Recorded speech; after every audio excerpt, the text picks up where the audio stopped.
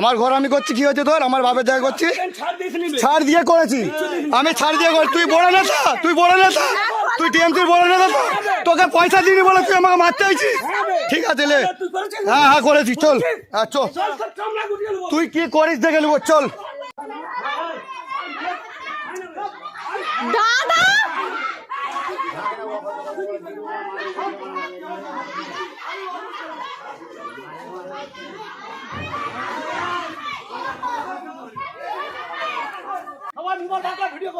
কর কর, ঠিক আছে। আমার বাপের জায়গায় আমি ইন্দিরা আবাস ঘর পেয়েছি, করছি। তোর কি বক্তব্য? কি বলছিস তুই? তুই কি বলতে চাইছিস? আমার কাজটা বন্ধ করে দিবি? হ্যাঁ, আমার কাজটা বন্ধ থাকবে? হ্যাঁ, আমার কাজটা বন্ধ করবি তাই তো? ঠিক আছে, চল, আমার কাজটা বন্ধ করবি। গতকাল 3টের সময় আমরা রোজা অবস্থায় থাকি। আমি ইন্দিরা আবাসনের বাড়ি পেয়েছি 60,000 টাকা। গ্রামের মেম্বার আব্বাস, উনি আমার বাড়ি জেলার মিলনকান্তি গুই স্যার, জেলার অফিসারকে নিয়ে সার্ভে করা হয়, উনি আমার নাম কেটে দেয়।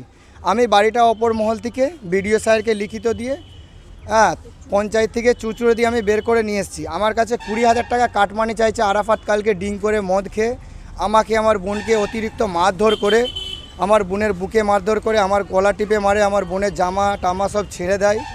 এমনকি নোংরা জায়গাতে অশ্লীলভাবে লাত কিল ঘুষি মারে। আমার বোনকে নিয়ে হসপিটালে আমি রিপোর্ট করেছি। হ্যাঁ, বিডিও স্যারকে একটা লিখিত জমা দিয়েছি, থানাতে এফআইআর করেছি। ওদের এই যে তোলাবাজি ক্রিমিনালদের কঠোর আমি শাস্তি চাই। আইনতভাবে ওদের পার্টি থেকে পুরো বরখাস্ত করতে হবে। সবার কাছ থেকে আমার গ্রামে কয়েক মানুষ না করে 100 জন ব্যক্তি, হাজারো মানে 100 জন ব্যক্তি হলেও মানে টাকা ওনারা কারোর কাছে 5,000, কারোর কাছে 10,000, কারোর কাছে 20,000 টাকা করে এরকম কাটমানি তোলাবাজি করেছে, টাকা তুলে নিয়েছে এবং আমার কাছ থেকে চেয়েছে। আমি দেবনি বলেছি বলেই আমাকে অতিরিক্ত মারধর, সেটা মারধর করেছে আরাফাত। সে আমাদের টিএমসিরই পার্টি করে, আরান্ডি 1 নম্বর অঞ্চলের প্রধানের ঘনিষ্ঠ। কিন্তু হ্যাঁ, উনি যে জিনিসটা করেছে, আমি রোজা থাকা অবস্থাতে ওনাকে আমি মানা করেছি, তা সত্ত্বেও টাকা আমার কাছ থেকে চেয়েছে। টাকা না দেওয়ার কারণেই বা মানে মারধরটা আমার বোনকে আমাকে অতিরিক্ত করেছে। কি নাম আপনার? আমার নাম শেখ মোহাম্মদ নঈম, বাড়ি 7 মাসা। থানায় অভিযোগ হয়েছে, এটা আমি শুনেছি। শারীরিক হেনস্থা হয়েছে কি না এটা আমি জানি না।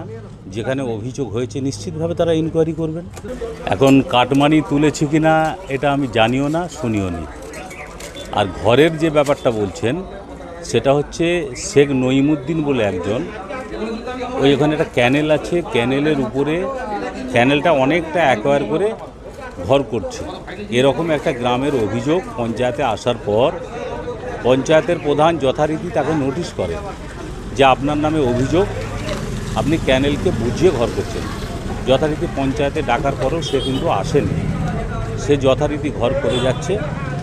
এবং বাংলার বাড়ি প্রকল্পে ঘর পেয়েছে, এটা সত্য কথা। ঘর পেয়েছে একটা, যারা বাংলার বাড়িতে ঘর পেয়েছেন তাদের কোনো রকম পারমিশনের প্রয়োজন নেই, দিদিমণি বলেছেন। কিন্তু তার সঙ্গে যদি কেউ 4টে কামরা ঘর করে, 3টে কামরা ঘর করে, আপনারা বলুন বাকি অবশিষ্টতা পারমিশন করা দরকার, সেই ধরনের পারমিশনও করেনি।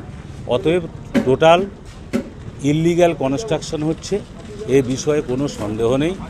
আর টাকা পয়সার কথা বলছেন, দেখুন আজকে ও নিজে তো একটা ইললিগ্যাল কনস্ট্রাকশন করছে।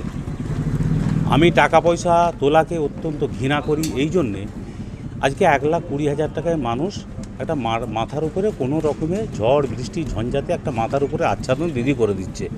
এখানে যদি কেউ কাটমানি চায়, এর থেকে অপরাধ হতে পারে না। কিন্তু ওই ছেলেটি আজকে এমনটা তো নয় যে ও একটা অপরাধ করছে সেটাকে ঢাকা দেওয়ার জন্যে একটা অভিযোগ করছে, এরকমটা তো ব্যাপার নয়। যদি হয় টোটালটাই তদন্ত করা দরকার, প্রশাসন আছে, আমার বিশ্বাস যথাবিহিত ব্যবস্থা নেবে।